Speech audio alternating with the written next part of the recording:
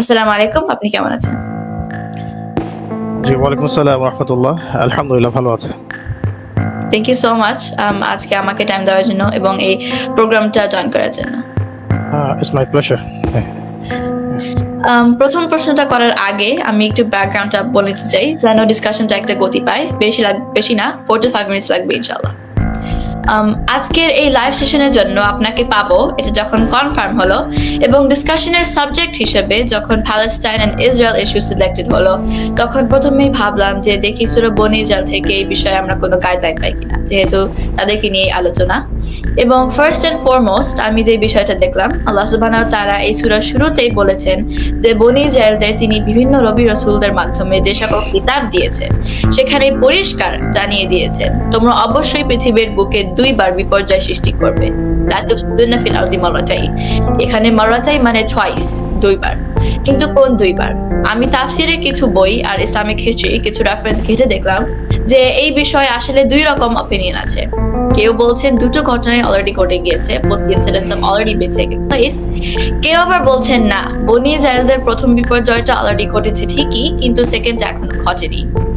বনী ইসরায়েলের প্রথম বিপর্যয় যে ইতিমধ্যে সংঘটিত হয়েছে আল্লাহ নিজেই সেটা বলেছেন, ওয়া কানা ওয়া'দাম মাফউলা, যার মানে হচ্ছে সেই সতর্কবাণী পূর্ণ হলো। মানে প্রথমবার তারা যথারীতি শাস্তি পেল। কিভাবে আল্লাহ তাদের প্রথমবার শাস্তি দিলেন? বলেছেন সেই কথাও, বাসনা আলাইকুম ইবাদাল লানা, তখন আমি তোমাদের বিরুদ্ধে আমার কিছু বান্দা পাঠালাম, উলি বাসির শাদীদিন, যারা যুদ্ধে শক্তিশালী, ফাজাসু খিলালা দিয়ারি, এবং তারা ঘরে ঘরে প্রবেশ করে সবকিছু ধ্বংস করে দিল। ইতিহাসের বই ধ্বংস করে দিল। যখন দাউদ আলাইহিস সালাম এবং সুলাইমান আলাইহিস সালামের প্রতিষ্ঠিত অরিজিনাল কিংডম অফ ইসরায়েল বা ফার্স্ট টেম্পলকে বাদশাহ বাখস নাসের বা দ্বিতীয় নেবুকাদনেজার 722 বিসিতে অ্যাটাক করেছিলেন। এরপর আল্লাহ বনী ইসরায়েলকে আবার ব্লেসিংস দিলেন। ثم رددنا لكم الكرة عليهم وأمددناكم بأموال وبنين وجعلناكم أكثر نفيرا. Wealth, weapon, civilization, technology, military power সবই আল্লাহ তাদের দিলেন এবং সতর্ক করলেন এই বলে যে এত কিছু পেও যখন তারা ওয়া ইন আসাতুম মন্দ কাজ করবে বা দ্বিতীয়বার বিপর্যয় সৃষ্টি করবে ফালাহা, তারা সেটার ফল ভোগ করবে। কিভাবে? ফাইযা জাআ ওয়া'দুল আখিরাতি লিয়াসুউ ওয়ুজুহাকুম, আল্লাহ তখন তার প্রিয় বান্দাদের পাঠিয়ে বনী ইসরায়েলের চেহারা মলিন করে দিবেন, মুখমণ্ডল কালিমাচ্ছন্ন করে দিবেন। কোন বান্দাদের পাঠাবেন? আল্লাহ যাদের পাঠাবেন তারা ওয়ালিয়াদখুলুল মসজিদুল আকসা জয় করবেন, কামা দাখালুহু আউয়াল মাররা, ঠিক যেমন তারা আগেও মসজিদুল আকসা জয় করেছিলেন। এখন প্রশ্ন হলো এই দ্বিতীয় ঘটনা এখনো ঘটেছে কিনা। কেউ কেউ বলছেন যে দ্বিতীয় ঘটনা ঘটে গিয়েছে যখন রোমান সম্রাট টাইটাস 70 খ্রিস্টাব্দে সেকেন্ড টেম্পল ধ্বংস করেন। ইতিহাসে যা সিজ অফ জেরুসালেম নামে পরিচিত। আবার অনেকেই বলছেন যদি ঘটতো তাহলে কোরআনে তা বলা হতো প্রথমটার মতোই, যেহেতু সরাসরি বলা হয়নি তার মানে এখনো ঘটেনি। আপনার কাছে আমার স্পেসিফিক কোয়েশ্চেন যে যদি বনী ইসরায়েলের সেকেন্ড বিপর্যয় এখনো না ঘটে থাকে তবে সেটা কি এবার ঘটতে যাচ্ছে। এই কথা এজন্য বলা হচ্ছে যেহেতু কোরআনে বলা হয়েছে দ্বিতীয়বার বনী ইসরায়েলের মুখে কালিমা লেপনের জন্য আল্লাহ যাদের পাঠাবেন তারা আগেও মসজিদুল আকসা জয় করেছিলেন। তো আগেও মসজিদুল আকসা কারা জয় করেছিলেন? আমরা তো জানি 638 খ্রিস্টাব্দে ইয়ারমুকের যুদ্ধের পর খালিদ বিন ওয়ালিদ রোমান খ্রিস্টানদের থেকে মসজিদুল আকসা জয় করেছিলেন, এরকম দেখতে পাচ্ছেন। তাহলে কি উম্মতে মুহাম্মদ সাল্লাল্লাহু আলাইহি ওয়াসাল্লাম মানে ওমর রাদিয়াল্লাহু আনহু প্যালেস্টাইন জয় করার পর থেকে সেখানে যে ফিলিস্তিনের ভাই বোনেরা আছেন ঠিক তাদের কথাই আল্লাহ বলেছেন? ঠিক একইভাবে এই যে আল্লাহ তাদেরকে দ্বিতীয়বার সুযোগ দেওয়ার কথা বললেন, সাহায্য করার কথা বললেন, তাদেরকে ম্যান পাওয়ার, মিলিটারি পাওয়ার, ইকোনমিক পাওয়ার, পলিটিক্যাল পাওয়ার এতটাই দিবেন বললেন যে এর চেয়ে বেশি তারা নিজেরাও চায়নি। সেটাও কি বর্তমানে ইসরায়েল আর তাদেরকে সাহায্য করা ইউএস এর সাথে বেশি মিলে যায়? জেরুজালেম একমাত্র ইস্যু, এমন একটা ওয়ার্ল্ড অ্যাফেয়ার্স এর গ্লোবাল ইস্যু যেটা শুধুমাত্র জিওপলিটিক্যাল দৃষ্টিকোণ থেকে এটাকে বিশ্লেষণ করা যায় না। এটাকে বিশ্লেষণ করতে হবে ফার্স্ট অফ অল আল্লাহ পাকের নাজিলকৃত ওয়াহি থেকে, অর্থাৎ যেটাকে আমরা প্রত্যাদেশ বলি, ফর এক্সাম্পল তাওরাত, জাবুর, ইনজিল এবং আমাদের আল কোরআনুল কারীম এর ব্যাখ্যা হাদিস। এবং এটাকে শুধুমাত্র প্রোটেস্ট্যান্ট ভার্সনে ডিল করা যায় না, এটাকে ইন্টারনাল আইস দিয়ে দেখতে হবে। মানে আমাদের জেরুজালেম কেন্দ্রিক আলোচনাটা সবসময় দুটো জ্ঞানকে সমন্বয় করে সামনে এগোতে হবে। একটা হচ্ছে এক্সটার্নাল অবজারভেশন, আমরা যেটা দেখছি এখন বাইরের চোখ দিয়ে যে 8-10টা ইস্যুর মতো কাশ্মীর কনফ্লিক্ট, আরাকান কনফ্লিক্ট, হ্যাঁ, উইঘুর কনফ্লিক্ট, খোরাসান বা আফগানিস্তান কনফ্লিক্ট, এভাবে সিমিলার আমরা মনে করছি যে এটা একটা প্যালেস্টাইন ইসরায়েল কনফ্লিক্ট। এভাবেই কিন্তু বেশিরভাগ মানুষ ডিল করছি আমরা। যে আমি নিজেও এটা নিয়ে যত স্টাডি করছি ততই অবাক হচ্ছি যে আমরা অনেক সময় মনে করছি যে এটা বনু ইসরায়েলের যুগের সাথে সম্পৃক্ত। আসলে আজকে থেকে প্রায় 10,000 বছর আগেও এই জেরুজালেম কেন্দ্রিক সভ্যতা পৃথিবীতে ছিল, ঠিক আছে? তো ওই সময়ে এই জেরুজালেমকে শাসন করতেন মূলত কিছু এমন কিছু মানুষ যারা এখনকার সেকুলার থটের মতো ছিলেন। তারা সেখানে ধর্মীয় স্বাধীনতার জায়গাটা রেখেছিলেন এবং ওই জায়গাটাকে আমরা তখন কেনান বলতাম, ওই সভ্যতাটাকে বলতাম কেনানি সভ্যতা, ঠিক আছে? তো ইসলামের সাথে এর কানেকশনটা শুরু হয় প্রথমত ইব্রাহিম আলাইহিস সালামকে কেন্দ্র করে। ইব্রাহিম আলাইহিস সালাম যখন ইরাক থেকে, এবং আমরা জানি তিনি ইরাকের ব্যাবিলনের উর শহরের মধ্যে ছিলেন, সেখান থেকে তিনি হিজরত করে গিয়েছেন কেনানে, এবং এখনকার নাবলুস যে জায়গাটা সেখানে তিনি হিজরত করেছিলেন। এবং যেহেতু সেখানে ধর্ম প্রচারের একটা স্বাধীনতা ছিল, যে স্বাধীনতা তিনি কিন্তু ইরাকে পান নাই। ইরাক থেকে তাকে চলে যেতে হয়েছে তার স্ত্রী সারাকে সাথে নিয়ে, আলাইহিম আসসালাম। তো সেখানে গিয়ে তিনি যখন বসতি স্থাপন করা শুরু করেন, তখন সারা আলাইহিস সালাম এবং তিনি সেখানে দাওয়াতি কাজ করতে থাকেন। ওই জায়গাটাকে আল্লাহ পাক বারাকনা হাওলাহু বলেছেন, যে ওই জায়গার চারপাশটা আল্লাহ পাক বরকতময় করেছেন। তো এরপরে যখন মিশরে কোন একটা কারণে তাদেরকে যেতে হয়েছিল, তো এই মিশরের রাজার একটা আচরণকে কেন্দ্র করে সারা আলাইহিস সালামকে কিন্তু বন্দী করা হয়, যার ফলশ্রুতিতে ইব্রাহিম আলাইহিস সালামের জীবনে আরেকজন নতুন মানুষের আবির্ভাব ঘটেন, যার নাম হাজারা আলাইহিস সালাম। তো ইব্রাহিম পরিবার থেকেই এই দুজন স্ত্রীর গর্ভে দুটো সন্তান আমরা দেখতে পাচ্ছি কোরআনুল কারীমে। একজন হচ্ছে ইসমাঈল আলাইহিস সালাম, আর একজন হচ্ছে ইসহাক আলাইহিস সালাম। ইসমাঈল আলাইহিস সালামকে রেখে আসা হয় মক্কায়, যেটার হিস্ট্রি আমরা জানি। আমরা ওইদিকে যেতে যাচ্ছি না। এখানে জামজাম, এখানে সাফা মারওয়া সাই এবং সন্তান কুরবানির বিষয়টা জড়িত।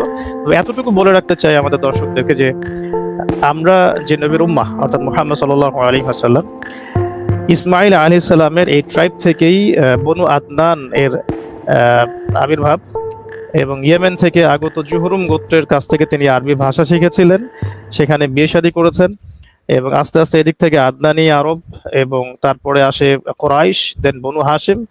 এই বনু হাশিমের মধ্যেই আমাদের প্রিয় নবী মুহাম্মদ সাল্লাল্লাহু আলাইহি সাল্লামের জন্ম হয়েছে। তো আমরা কিন্তু বনু ইসমাঈল, আমরা বলতে পারি যে আমরা হচ্ছি বনু ইসমাঈল। আর অন দ্য আদার হ্যান্ড ওইদিকে কেনান, যেটাকে আমরা কেনান বলছি ওই সময়কার, কারণ এই সময়টা প্রায় ঈসা ইবনে মারিয়ামের জন্মের প্রায় আপনার 2500 বছর আগের কথা বলছি আমি। তো এই সময় ওই কেনানি সভ্যতা যারা ডিল করতেন, তারা ওই জায়গাটার নাম প্রথমে প্যালেস্টাইন রাখেন নাই। পলেস্টীয় সভ্যতার কিছু মানুষ যখন সেখানে যান, আস্তে আস্তে জায়গাটার নাম চেঞ্জ হতে থাকে। আমি আরিবা নামটাও পেয়েছিলাম, যে ওই জায়গাটাকে আরবে আরিবা বলা হতো। যাই হোক, এখন ওখানে সারা আলাইহিস সালামের গর্ভে 10 বছর এর ব্যবধানে আরেকজন সন্তানের জন্ম হয়, তার নাম হচ্ছে ইসহাক আলাইহিস সালাম। তো ইসহাক আলাইহিস সালামের যে সন্তান, তার নাম ইয়াকুব আলাইহিস সালাম। আর কোরআন আমাদেরকে যেটা ব্যাখ্যা করছে যে ইব্রাহিম আলাইহিস সালামের জীবদ্দশাতেই এই দুই মানে সন্তান এবং তার পরবর্তী সন্তানের জন্ম হয়েছে, কারণ ইব্রাহিম আলাইহিস সালাম একটু লম্বা হায়াত পেয়েছিলেন। আর এই ইয়াকুব আলাইহিস সালামের আরেক নাম ছিল ইসরাইল, এবং তার সন্তানদেরকে আমরা এই এখনকার ভাষায় বলছি বনু ইসরাইল।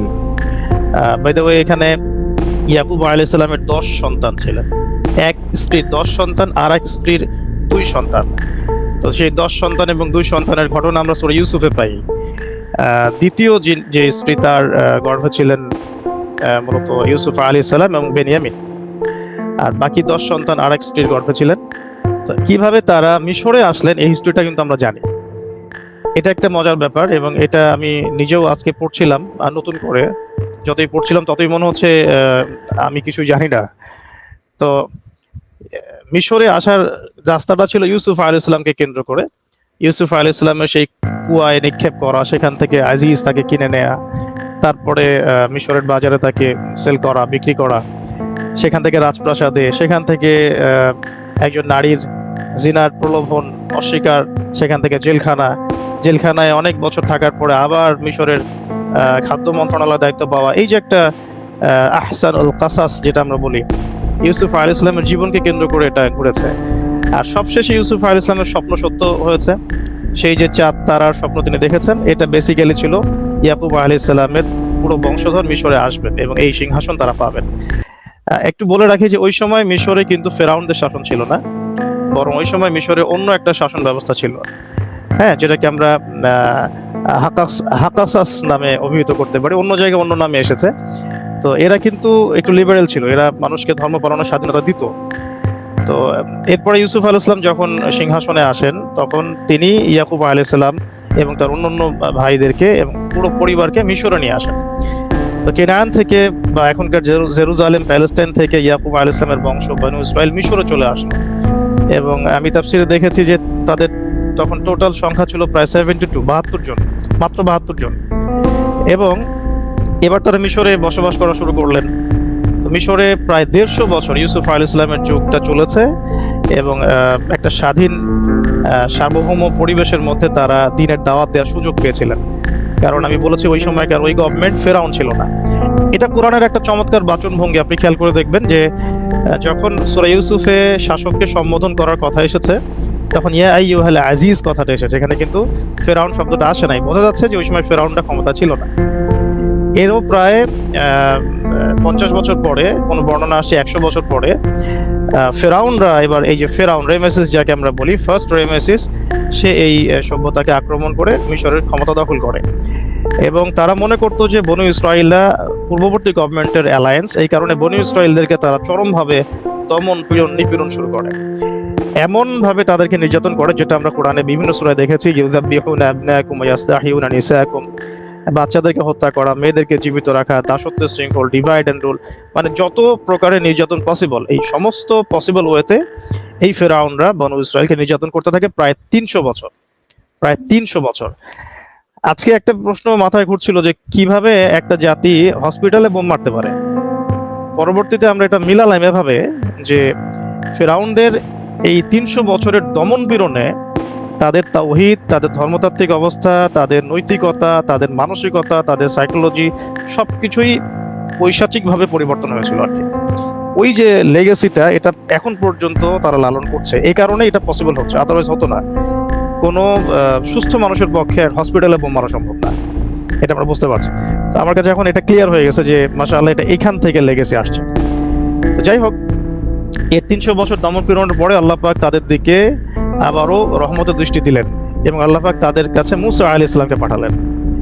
তো মুসা আলাইহিস সালামের ঘটনা আমরা জানি, তিনি দাওয়াত দিলেন, তাদেরকে সংশোধনের চেষ্টা করলেন, ফেরাউনকে সতর্ক করলেন, কিন্তু দীর্ঘ সময় দাওয়াতি কাজ করার পরেও ফেরাউন তার কথা স্বীকার করলো না এবং বনু ইসরাইলও তার প্রতি খুব একটা ঈমান আনে নাই।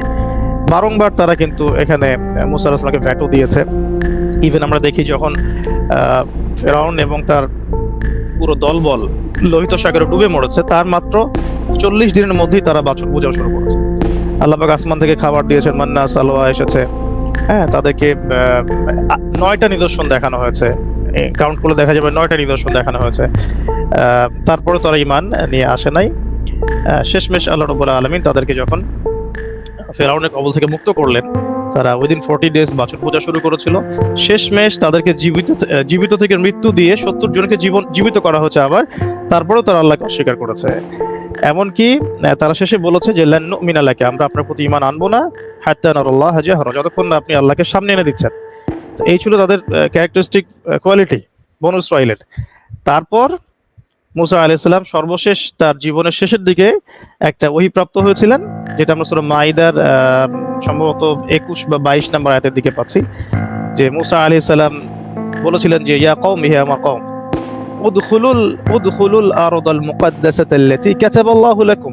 এই কাতাবাল্লাহু লাকুম কথাটা খুব মানে লক্ষণীয় আর কি। মুসা আলাইহিস সালাম বলছিলেন যে হে আমার কওম, হে বনু ইসরাইল, তোমরা এই বাইতুল মুকাদ্দাসে প্রবেশ করো। কারণ মিশর থেকে তারা বের হয়ে বাইতুল মুকাদ্দাসের কাছাকাছি চলে এসেছিলেন এবং এই কাছাকাছি লাল ডিবির নিচেই কিন্তু মুসা আলাইহিস সালামের কবরও আছে, যেটা নবী সাল্লাল্লাহু আলাইহি ওয়াসাল্লাম বলেছিলেন একটা হাদিসে, এবং তিনি বলেছেন তিনি এখানে সালাত আদায় করছেন। তো এখন মুসা আলাইহিস সালামকে ওহী করা হচ্ছে যে তুমি তোমার কওমকে নিয়ে এখানে প্রবেশ করো। কাতাবাল্লাহু লাকুম, আল্লাহ পাক তোমাদের জন্য এই জায়গাটাকে নির্ধারণ করেছেন, বনু ইসরাইলের জন্য আল্লাহ পাক এই জায়গা নির্ধারণ করেছেন তোমাদের জন্য। কিন্তু তারা কি উত্তর দিয়েছিল? তার উত্তর দিল যে ইন্না ফিহা কওমান জাব্বারিন, সেখানে তো একটা শক্তিশালী কওম আছে, আমরা সেখানে প্রবেশ করতে পারবো না যতক্ষণ না তারা সেখান থেকে বের হয়। আর আমরা জানি এই কওমটার নাম হচ্ছে আমালেকা সম্প্রদায়, যারা অত্যন্ত শক্তিশালী ছিল। ততদিনই কিন্তু সেখানে ক্ষমতার পালাবদল ঘটেছে, কেনানীরা সেখান থেকে ক্ষমতা চলে গেছে, এখন আমালেকা সম্প্রদায় সেখানে এসেছে আর কি। আমি আপনাকে শুরুতে বলেছিলাম এটার হিস্ট্রি প্রায় 10,000 বছরের বেশি। এখনকার প্রত্নতাত্ত্বিক কিছু নিদর্শন থেকে এটা এখন কনফার্ম হওয়া যায় আর কি। আর এবার আমালেকা সম্প্রদায়ের সাথে তারা যুদ্ধ করতে চাইলো না।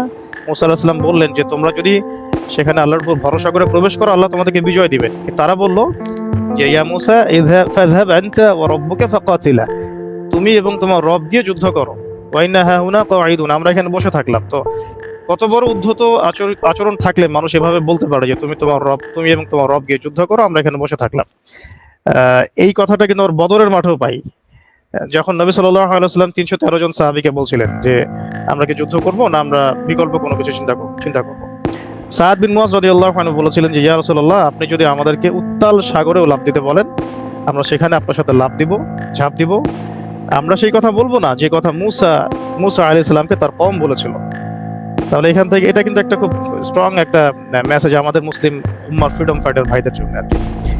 তো এবার যেটা হলো যে তারা সেখানে প্রবেশ করলো না। এর ফলশ্রুতিতে মুসা আলাইহিস সালামের কওম বনু ইসরাইলকে আল্লাহ পাক 40 বছরের শাস্তি প্রদান করলেন।